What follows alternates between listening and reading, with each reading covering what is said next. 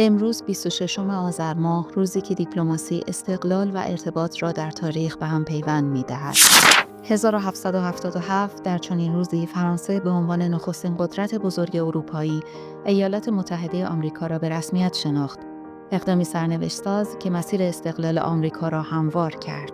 1925 یادآور امضای پیمان عدم تجاوز میان اتحاد شوروی و ترکیه، توافقی برای تثبیت مرزها و کاهش تنش‌ها در منطقه حساس قفقاز و آناتولی. 1961 در این روز استعمار چند قرنی پرتغال بر شهر ساحلی گووا در هند پایان یافت و این منطقه به حاکمیت هند بازگشت، نقطه پایانی بر یکی از آخرین مستعمرات اروپایی در آسیا. و در ایران امروز روز حمل و نقل است، فرصتی برای پاسداشت نقش حیاتی رانندگان، ناوگان و شبکه‌هایی که شریان اقتصادی کشور را زنده نگه می‌دارند.